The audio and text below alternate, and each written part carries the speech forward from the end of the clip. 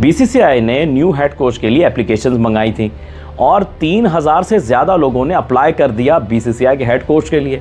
लेकिन सबसे इंटरेस्टिंग बात यह है कि उसमें बहुत सारी फेक एप्लीकेशंस भी आ गई, जैसे कि नरेंद्र मोदी जी के नाम से सचिन तेंदुलकर, अमित शाह, महेंद्र सिंह धोनी और ऐसी काफ़ी बड़े नामों के नाम से फेक एप्लीकेशंस भी आ गई। और ये पहली मर्तबा नहीं है कि बीसीसीआई को फेक एप्लीकेशंस का सामना करना पड़ा है। इससे कबल 2022 में भी इसी तरह का मामला हुआ था। 5000 से ज़्यादा एप्लीकेशंस आ गई थी और उसमें से बड़े बड़े सेलिब्रिटीज़ के नाम से फेक एप्लीकेशंस आ गई थी और उनको डील करना पड़ा था। इस बार तो गूगल फॉर्म अवेलेबल था और जिसने देखा गूगल फॉर्म उसने उसको भर डाला।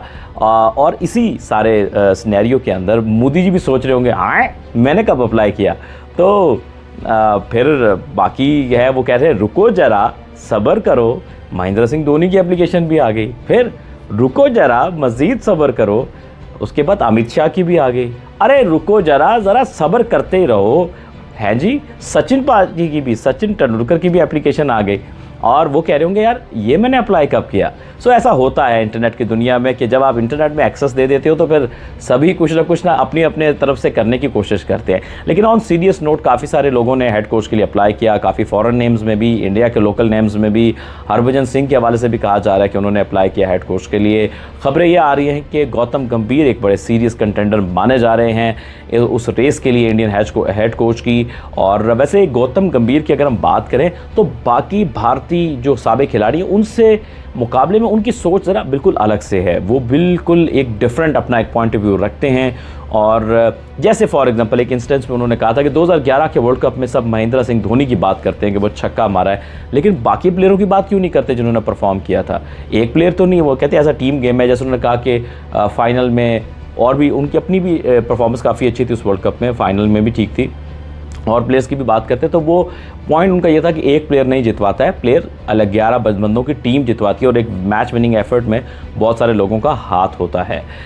इसी तरह से वो डिफरेंट मौक़ों पे उनकी डिफरेंट ओपिनियन रहे हैं। जैसे उन्होंने कहा था कि 2 नए गेंद इन्होंने क्रिकेट के मज़े को ख़राब कर दिया है, रिवर्स स्विंग को ख़त्म कर दिया है, फिंगर स्पिनर के करियर को तबाह कर दिया है और बैट्समैन की चांदी हो गई है। इस तरह के काफ़ी ज़्यादा डिफरेंट सोच रखने वाले गौतम गंभीर। और गौतम गंभीर जो है आपको पता है कि आईपीएल में पहले जो है वो लखनऊ सुपर जायंट के साथ रहे, अब केकेआर के साथ उन्होंने कोचिंग की है अगर मैं गलत नहीं हो तो बहरहाल काफ़ी ज़्यादा शोहरत भी है, नाम भी चल रहा है गौतम गंभीर का।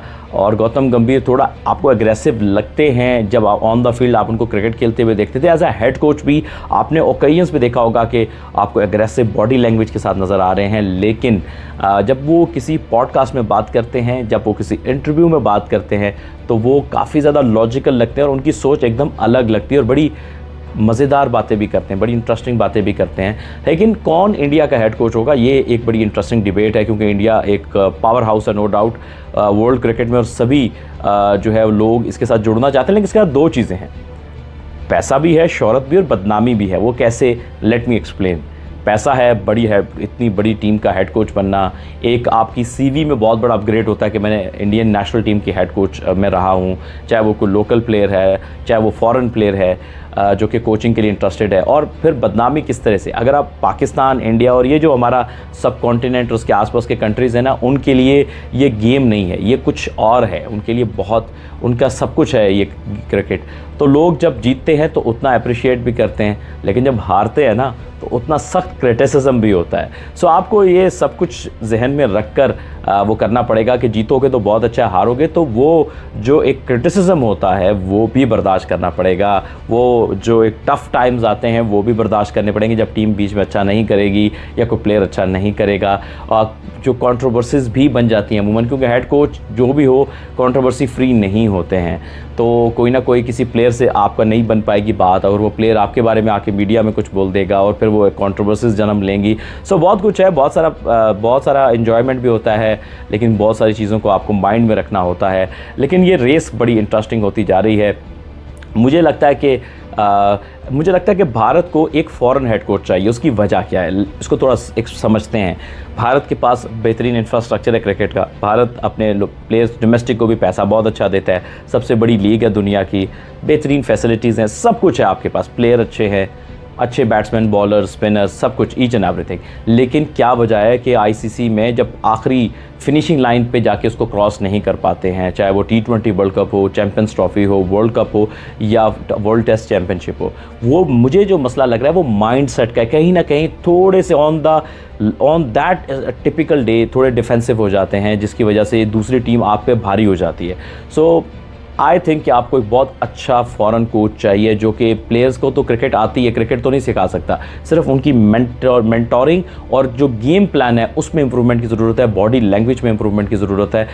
इस हिसाब से मुझे लगता है कि आपको एक फॉरेन कोच चाहिए, या फिर गौतम गंभीर जैसा डिफरेंट सोच रखने वाला, या फिर एक अच्छा तगड़ा फॉरेन कोच चाहिए जो कि आके टीम के डायनेमिक्स को इनकार कर दे। वैसे बीच में खबर ये थी कि काफ़ी सारे बड़े नामों ने, फॉरेन कोचेस ने इनकार कर दिया है नेशनल टीम की कोचिंग से। उसके पीछे अब ये है कि वो बड़े बड़े नाम जो कोचिंग में रहे हैं वो यूजुअली प्रेफर करते हैं कि वो लीग क्रिकेट में कोचिंग करें। उसमें पैसा भी ज़्यादा है, टेंशन भी कम है, बदनामी भी कम है, और थोड़े वक्त के लिए आओ, माल बहुत सारा बनाओ और निकल जाओ। इसी वजह से आप देखते हो कि वो लीग क्रिकेट को प्रेफर करते हैं। नेशनल टीम से जितना पैसा बनाएंगे उतना वो डिफरेंट लीग्स में, 4 लीग्स में मिसाल लीजिए साल में कोचिंग की और माल बनाया, और इतनी टेंशन भी नहीं होती, क्योंकि नेशनल टीम के साथ बहुत ज़्यादा लोगों के स्टेक जुड़े होते हैं, तो वो क्रिटिसिज्म बड़ा सख्त आता है और आप जो है ना बड़ी टेंशन से गुजरनी पड़ती है। तो वो टेंशन से बचते हैं आजकल बड़े नाम, और वो पैसा कमा रहे हैं टेंशन फ्री रह के। सो दोस्तों, आपके ख्याल में भारत का नया हेड कोच किसको होना चाहिए? कमेंट सेक्शन में अपनी राय से हमें ज़रूर आगाह कीजिएगा।